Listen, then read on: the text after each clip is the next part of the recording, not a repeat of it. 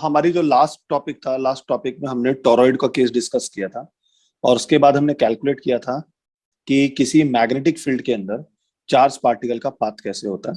तो हमारे पास दो सिचुएशंस आई थी कि चार्ज पार्टिकल अनडिफ्लेक्टेड हो सकता है अगर वो मैग्नेटिक फील्ड के अलोंग एंटर करता है, चार्ज पार्टिकल सर्कुलर हो सकता है पाथ अगर वो मैग्नेटिक फील्ड के परपेंडिकुलर होता है, और चार्ज पार्टिकल का पाथ हेलिकल हो सकता है अगर वो मैग्नेटिक फील्ड से कोई एंगल थीटा बनाकर एंटर करता है। तो तीन अलग अलग तरह के उसके पाथ पॉसिबल हुए।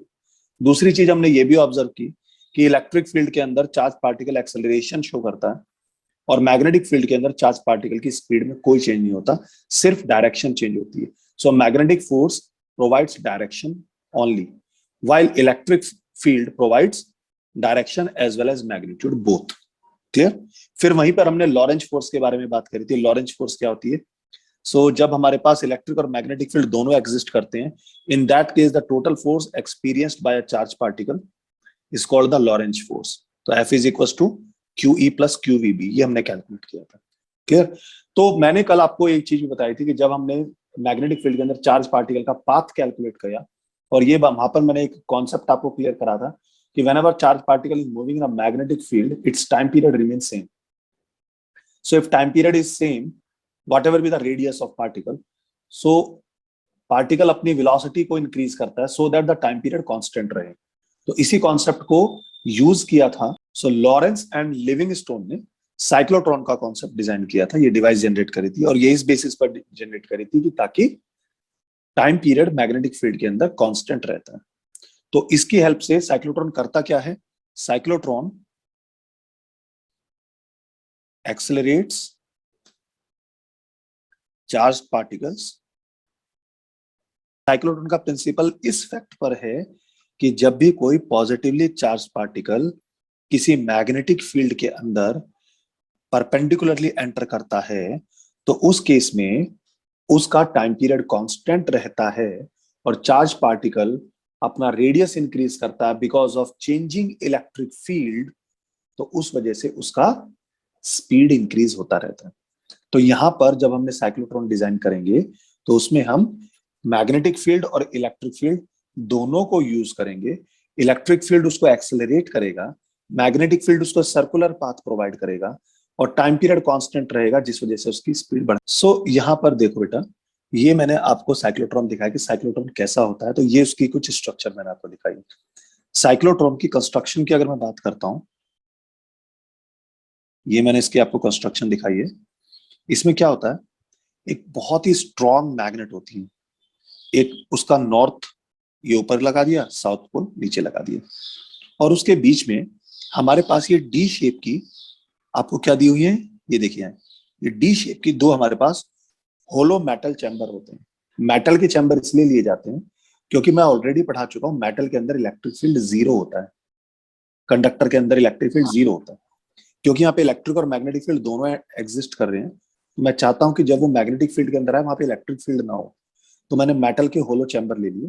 तो जैसे ही चार्ज पार्टिकल मेटल के अंदर एंटर कर जाएगा तो वहां पर इलेक्ट्रिक फील्ड एक्ट नहीं करेगा, वहां पर सिर्फ मैग्नेटिक फील्ड एक्ट करेगा, क्योंकि मैग्नेटिक फील्ड पर इफेक्ट नहीं पड़ता कंडक्टर की वजह से, इंसुलेशन नहीं होता उसमें, आइसोलेशन नहीं होता। ठीक है। तो ये दो होलो मैंने चैम्बर लिए, इसमें से एक को मैंने कॉल कर दिया D1, एक को कॉल कर दिया मैंने D2, और इन दोनों मेटल चैम्बर्स को मैंने यहां पर एक हाई फ्रीक्वेंसी के ऑसिलेटर से लगा दिया। हाई फ्रीक्वेंसी ऑसिलेटर मतलब बहुत तेजी से ये अपनी पॉजिटिव और निगेटिव चार्ज बदल रहा है। तो किसी इंस्टेंट पे अगर ये वाला हिस्सा निगेटिव है और ये वाला हिस्सा पॉजिटिव है तो immediately for the next instant ये पॉजिटिव हो जाएगा और ये वाला हिस्सा निगेटिव हो जाएगा। तो this is the advantage of this high frequency oscillator. Frequency बदलती जा रही है तो जो दोनों डीज हैं, दोनों डीज पे चार्ज बदलता जा रहा है। क्लियर। और इनमें से किसी एक डी में यहां पर एक छोटी सी विंडो होती है। ये विंडो किस लिए लगाई गई कि जो चार्ज पार्टिकल इसके अंदर होता है तो जब वो एक्सेलरेट होकर फाइनल स्पीड गेन कर लेता है तो यहां से बाहर निकल जाता है, तो वो बीम की फॉर्म में बाहर निकलता है। क्लियर। अब इसमें यहां पर जो सेंटर होता है, यहां पर क्या रखा जाता है, सोर्स रखा जाता है। और जो हमारे पास ये हाई फ्रीक्वेंसी ऑसिलेटर फ्रीक्वेंसी होती है लगभग 10⁻⁷ हर्ट्ज के आसपास की रखी जाती है, और जो हमने पोटेंशियल अप्लाई किया है जिसकी वजह से ये इलेक्ट्रिक फील्ड सेटअप हो, वो लगभग लगभग हमारा 10⁴ वोल्ट, बहुत हाई वोल्टेज रखा जाता है। क्लियर? तो अब क्या होगा, जैसे हमने कोई अल्फा पार्टिकल, सपोज मैंने यहाँ पे कोई पॉजिटिव चार्ज रख दिया, एक प्रोटॉन रख दिया, और किसी इंस्टेंट पर क्या हुआ, उस प्रोटॉन पर इलेक्ट्रिक फील्ड लगेगा, इलेक्ट्रिक फील्ड के डायरेक्शन में प्रोटॉन पे फोर्स लगेगा, F is equal to Q times of E। तो जैसे ही फोर्स लगा तो वो प्रोटॉन क्या होगा, मेटल चैम्बर के अंदर एंटर करने की कोशिश करेगा।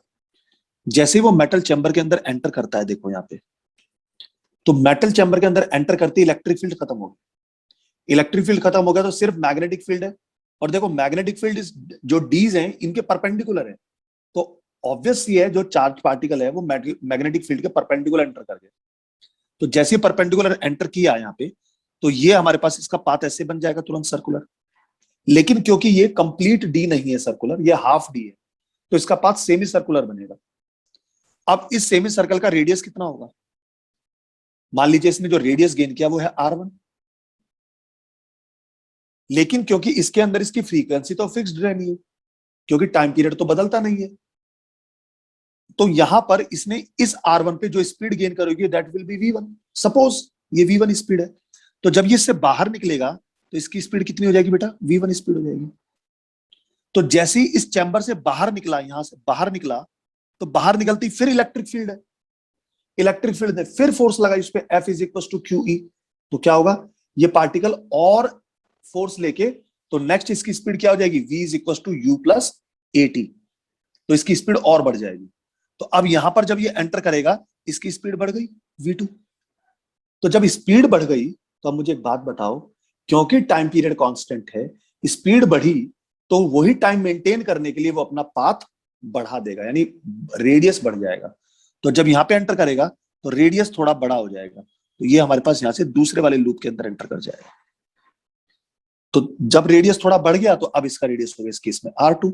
जब यहां से बाहर निकला, फिर इलेक्ट्रिक फील्ड लगा, उसने और एक्सेलरेट कर गया, अब V3 स्पीड से D3 में एंटर कर गया, रेडियस और बढ़ गया। तो क्या होगा, ये बाहर निकलता रहेगा, एंटर करता रहेगा, डी में सर्कुलर पाथ गेन करता रहेगा, और इसकी वेलोसिटी बढ़ती जाएगी। As velocity is increasing, the radius of circular orbit is also increasing. एक स्टेज ऐसी आएगी कि जो डी के जो रेडियस होगा बिल्कुल उसके आउटर लेयर पर ये स्पीड गेन करेगा, और उस पर लेके वो इस तरीके से आएगा कि वो वहां से विंडो से बाहर रिजेक्ट हो जाएगा। तो इस टाइम जो इसने स्पीड गेन करेगी that will be the maximum speed for that cyclotron, क्योंकि ये साइक्लोट्रॉन इससे ज्यादा अपना रेडियस बना ही नहीं सकता। तो जब ये स्पीड बाहर निकली, तो this is the maximum speed adopted by this positive charge. This is the process how we accelerate a positive charge particle. तो मैंने भी आपको बता दिया कि साइक्लोट्रॉन क्या होता है। Next is its principal.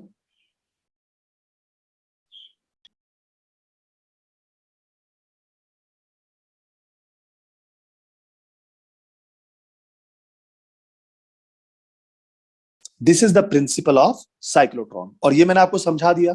Strong magnetic field है और स्मॉल इलेक्ट्रिक फील्ड है, और इलेक्ट्रिक फील्ड ऑसिलेट कर रहा है, तो बाहर निकला डी से, एक्सेलरेट हुआ, फिर बाहर निकला, फिर एक्सेलरेट हुआ, अंदर गया सर्कुलर, तो रेडियस बढ़ता जा रहा है, बढ़ता जा रहा है, बढ़ता जा रहा है, और फाइनली वो बाहर हो गया। कंस्ट्रक्शन मैंने आपको समझा दी है कि हाई फ्रीक्वेंसी ऑसिलेटर लगभग 10⁷ हर्ट्ज की फ्रीक्वेंसी और 10⁴ वोल्ट के पोटेंशियल डिफरेंस से अप्लाई करते हैं। स्ट्रॉन्ग मैग्नेट्स हमने ऊपर नीचे रख दिए यहाँ पर, डीज मेटल की होती हैं, और विंडो से वो बाहर निकलता है। ठीक है। दूसरा, आपने भी एक क्वेश्चन पूछा कि साइक्लोट्रॉन का यूज कहाँ किया जाता है। देखिए, न्यूक्लियर फिजिक्स के अंदर हमें क्या करना होता है कि जो न्यूक्लियस पार्टिकल्स होते हैं, जैसे अल्फा पार्टिकल हो गया, प्रोटॉन हो गया, इन अल्फा पार्टिकल्स की स्ट्रक्चर क्या है, इनका कंस्ट्रक्शन क्या है, और इनके इम्पैक्ट बिहेवियर क्या होते हैं, इनको एनालिसिस करने के लिए बहुत हाई स्पीड चाहिए। और इतने फंडामेंटल पार्टिकल्स को, इसको हाई स्पीड देने के लिए हम कोई क्लासिकल कॉन्सेप्ट अप्लाई नहीं कर सकते। सो इनकी स्पीड लगभग हमें अप्रोच करानी होती है लाइट की स्पीड को, तो 10⁵, 10⁴, 10⁶ इस स्पीड पे पहुंचते हैं।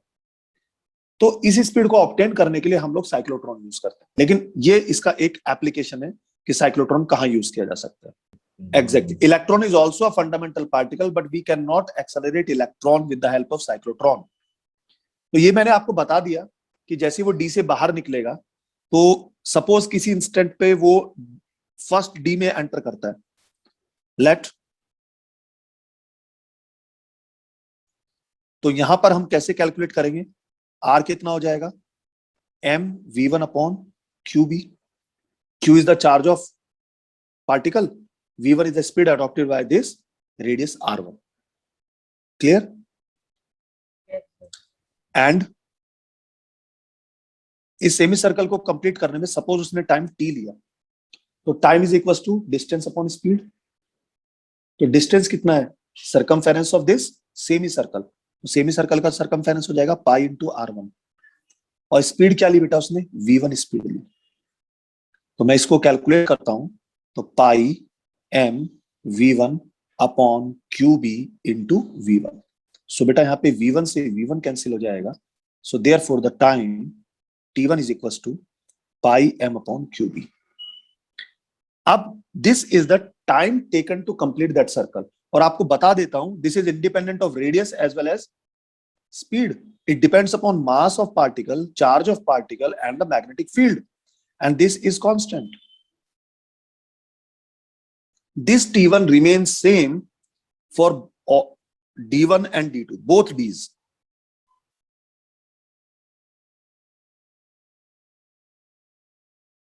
With increase in radius. यही हमने कल पढ़ा था, क्लियर हुआ बेटा? Yes, sir. तो मैक्सिमम एनर्जी कितनी गेन करेगा, जो उसके ऊपर सेंट्रीपिटल फोर्स लगा होगा, या मैं सीधा सीधा निकालता हूं, जो उसका रेडियस, तो अगर v नॉट उसकी मैक्सिमम स्पीड है और r नॉट उसका रेडियस है d का, तो मैं यहां पर कैलकुलेट कर सकता हूं उसकी स्पीड v नॉट कितनी रही होगी। तो देखो, centripetal force M V naught square upon radius r, that is equal to Q V B naught, this is the magnetic force, और यहां से v नॉट से, मैंने यहां पे थोड़ा गलत किया, this is the V naught, तो वी नॉट से इसकी एक पावर कैंसिल हो जाएगी, तो आपको रिजल्ट जो कैलकुलेट करोगे तो वी नॉट आ गया आपके पास q b r upon m, this is the radius, this is the speed of maximum speed adopted by this positive charge particle. So यहां पर मैं काइनेटिक एनर्जी भी निकाल सकता हूं, so therefore k maximum kinetic energy that is equals to half m v naught square. So मैं इसको put करता हूं, तो ये वैल्यू सॉल्व करके आएगी हमारे पास b square q square r not square upon twice of m। This is the maximum kinetic energy adopted by a positive charged particle in cyclotron। और अगर आपसे पूछा जाएगा what is the frequency of cyclotron, तो कैसे निकालेंगे,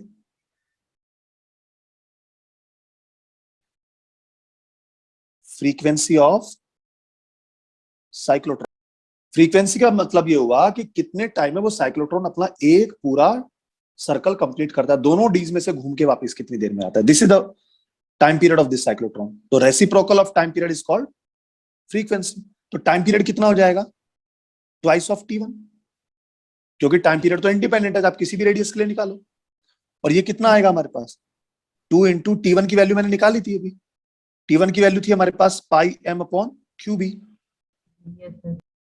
So this is the time period. So therefore, frequency of cyclotron F will be equals to 1 upon time period. That is QB upon 2 pi m. और ये वही formula है जो हमने calculate किया था जब हमने मैग्नेटिक फील्ड में सर्कुलर पाथ कैलकुलेट किया, और इसको मैग्नेटिक रेजोनेंट फ्रीक्वेंसी भी कहते हैं, magnetic resonance frequency. Yes, sir. और यहां से अगर आपको एंगुलर फ्रीक्वेंसी निकालनी है, तो एंगुलर फ्रीक्वेंसी हो omega is equal to 2 pi F, तो ये जब आप मल्टीप्लाई करोगे this will be equal to Q B upon M. So this is angular frequency of cyclotron.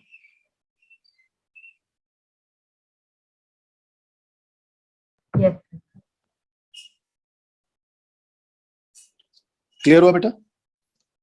क्या ये किसी भी स्पीड तक इंक्रीज कर सकते हैं? Every cyclotron has its limitation.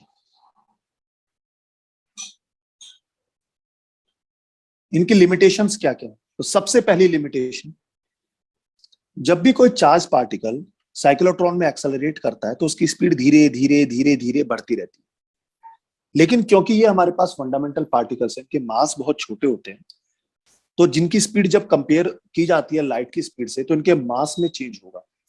So for speed of cyclotron compare to the speed of light, तो उस केस में जो मास होगा वो बदल जाएगा। m is equal to m naught upon root of 1 minus v square upon c square. Einstein की relativity equation लग जाएगी हमारे पास। So this is the moving mass of charge particle. Einstein ने क्या कहा था? जब भी कोई चार्ज पार्टिकल लाइट की स्पीड को अप्रोच करके ट्रेवल करता है तो उसका मास चेंज होने लगता है। M naught is called rest mass. तो जब वो किसी ऐसी स्पीड को अप्रोच करता है जो लाइट की स्पीड को कंपेयर करती है, तो उस केस में उसका जो मूविंग मास होता है वो एक्चुअल मास से बदल जाता है।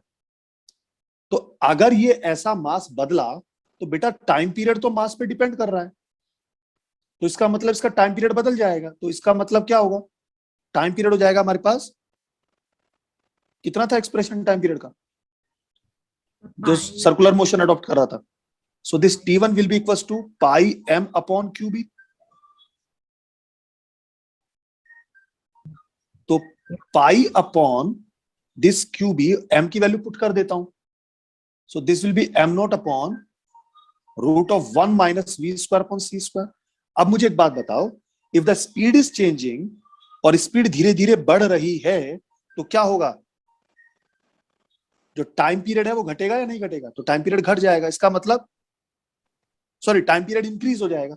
देखो, अगर ये इंक्रीज होगा तो यानी ये वाला जो फैक्टर है ये रिड्यूस हो जाएगा, अगर ये कम होगा तो टी इंक्रीज हो जाएगा। So as v increases, this T1 also increases.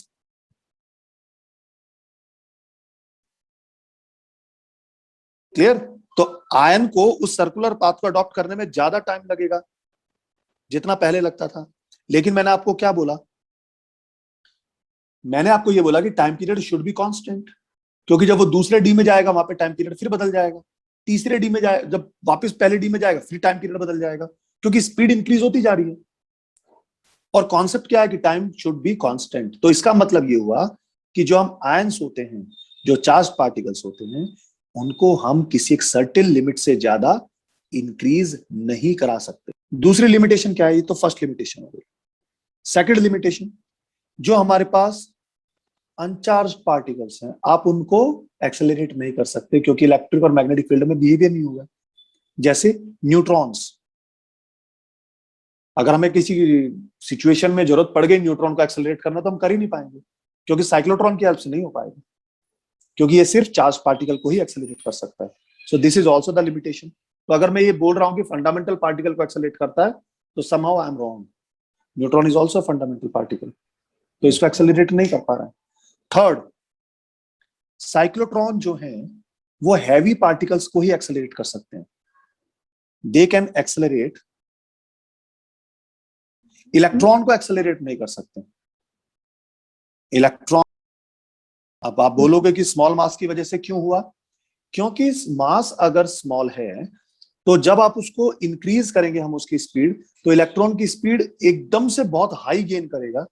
तो अभी तक हमने कैलकुलेट किया कि अगर कोई चार्ज पार्टिकल किसी मैग्नेटिक फील्ड के अंदर रखा हुआ है, सॉरी मूव कर रहा है, तो उस चार्ज पार्टिकल पे फोर्स लगती है। सो क्लियर हो गया। अब जो हमारे पास करंट कैरिंग वायर होते हैं, जो भी करंट कैरिंग कंडक्टर होता है, तो उसके अंदर करंट है, इसका मतलब चार्ज ऑलरेडी मूव कर रहा है। तो उन करंट की वजह से भी उस कंडक्टर के ऊपर फोर्स लगनी चाहिए। अगर मैंने उस करंट को मैग्नेटिक फील्ड के अंदर रख दिया, तो क्या किसी करंट कैरिंग कंडक्टर को मैग्नेटिक फील्ड में रखने पर उस पर भी फोर्स लगता है? तो चेक करते हैं। So next topic is in magnetic field, external magnetic field. This is very important topic. Suppose आपके पास ये कोई एक मैग्नेटिक फील्ड है, this is uniform magnetic field, directed downward. और यहां पर हमारे पास ये एक वायर है और मैंने वायर को जूम कर दिया। सिलेंड्रिकल स्ट्रक्चर होती है ना वायर की, तो मैंने इसको थोड़ा सा जूम कर दिया ऐसे। अब इसमें करंट फ्लो कर रहा है, तो करंट ये फ्लो कर ही रहा है, हमारे पास आई करंट आ रहा है और आई करंट यहां से बाहर निकल रहा है। Suppose this is the direction of current along the x axis, and this is the one end of this wire and this is the another end of this wire, and the length of this wire is L. So इस wire में जब current flow कर रहा होगा तो जो electrons होंगे वो किस डायरेक्शन में फ्लो कर रहे होंगे? करंट के ऑपोजिट डायरेक्शन में। सपोज यहां पर कोई एक इलेक्ट्रॉन है, तो इसका मतलब ये इलेक्ट्रॉन इस डायरेक्शन में फ्लो कर रहा होगा। और इलेक्ट्रॉन किस स्पीड से फ्लो कर रहा होगा? अपनी ड्रिफ्ट स्पीड से फ्लो कर रहा होगा। करंट इलेक्ट्रिसिटी में पढ़ चुके हैं। This is the electron. Yes, sir. तो अगर ये हमारे पास ड्रिफ्ट स्पीड से opposite to the X axis flow कर रहा है, opposite to the current flow कर रहा है, तो इसके ऊपर फोर्स लग रही होगी। फोर्स लगाने के लिए मैं फ्लेमिंग्स का लेफ्ट हैंड रूल ले सकता हूँ। लेफ्ट हैंड रूल के अकॉर्डिंग अगर बी हमारे पास डाउनवर्ड है तो हमारी जो फर्स्ट फिंगर होगी वो डाउनवर्ड हो गई, और जो हमारे पास सेकंड फिंगर होती है वो करंट की डायरेक्शन में होती है। तो अगर मैंने उसको करंट के डायरेक्शन में रखा पॉजिटिव एक्स की तरफ, तो थंब जो जा रहा है वो ऊपर की तरफ जा रहा है ऐसे। सो this is the magnetic force acting on this charge Fm। तो अगर ये फोर्स उसके ऊपर इस तरीके से लगी तो ये सिर्फ एक चार्ज पार्टिकल पे लगी है, एक इलेक्ट्रॉन पे लगी है। अगर करंट फ्लो कर रहा है तो मैं कैलकुलेट कर सकता हूं इस पर टोटल कितने इलेक्ट्रॉन रहे होंगे किसी इंस्टेंट, क्योंकि करंट जो है वो किस पर डिपेंड करता है? फ्री इलेक्ट्रॉन्स पर डिपेंड करता है, और उसके साथ साथ ड्रिफ्ट स्पीड पर भी डिपेंड करता है। मैंने पढ़ाया था ना, I is equals to NEA/VD, याद है? सो this is the value of current. N क्या है? Free electron density. A क्या है? Area of cross section. This is the A। VD is the drift speed of this electron. तो एक electron पे कितना फोर्स लगा? फोर्स ऑन ईच इलेक्ट्रॉन कितना हो जाएगा बेटा? Fm that is equal to Q। Q की जगह पे क्या आ जाएगा? E, इलेक्ट्रॉन के लिए बात कर रहा हूं। E VD cross B, this is the force. और VD और B एक दूसरे के परपेंडिकुलर है, तो अगर मैं यहां पर लगाता हूं E into VDB sine of 90, यही लगाऊंगा मैं। इस सिचुएशन में 90 डिग्री का एंगल हो सकता है कि वायर जो होगा वो मैग्नेटिक फील्ड के साथ 90 ना बना के कोई एंगल बना के जा रहा हूं, ये भी पॉसिबल है। उस केस में मैं थीटा लेके सॉल्व कर दूंगा। तो ये हो जाएगा this Fm the magnitude is E VDB sin 90 is 1। This is the force on each electron. Clear?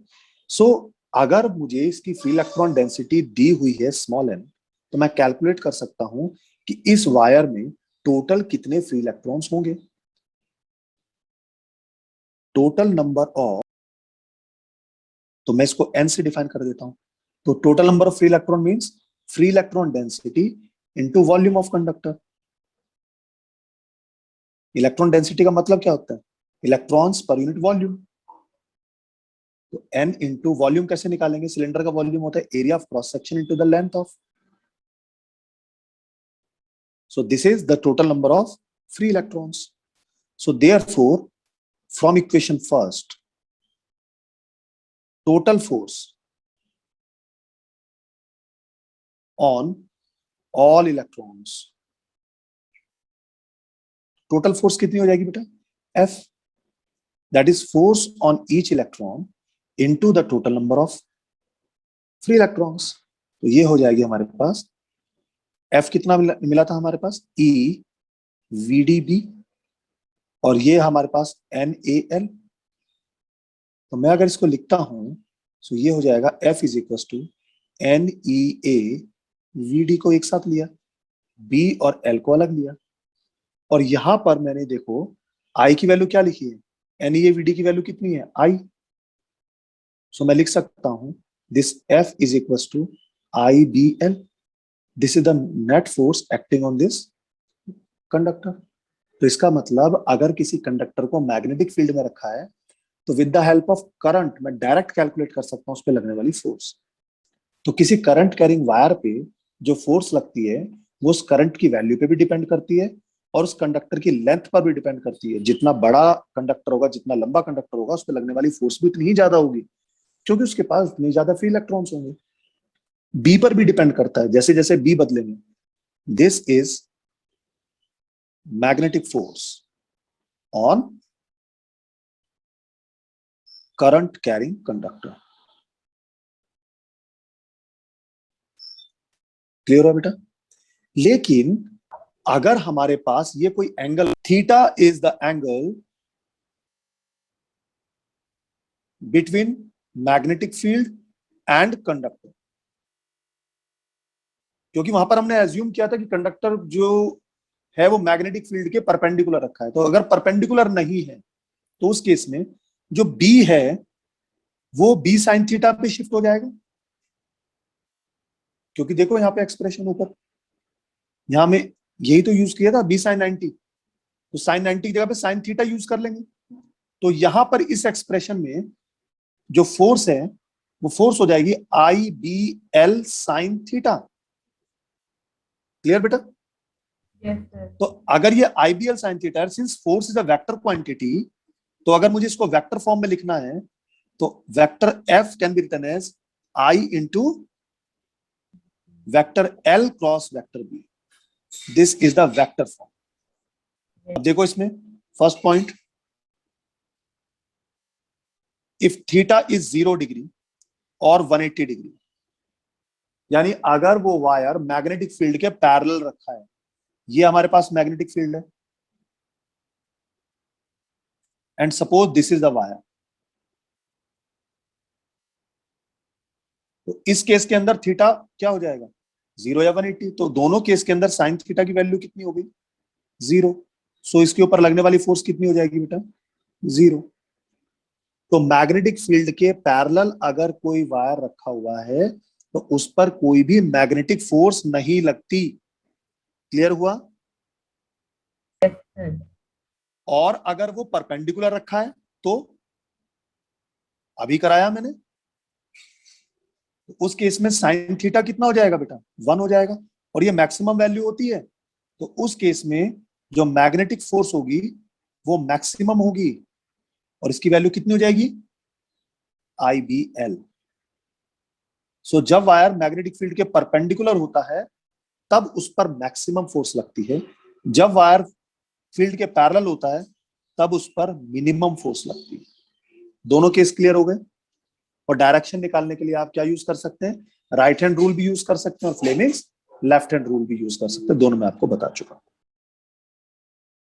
तीनों में से जो भी लगाओ तीनों से डायरेक्शन निकल जाएगी। क्लियर हुआ?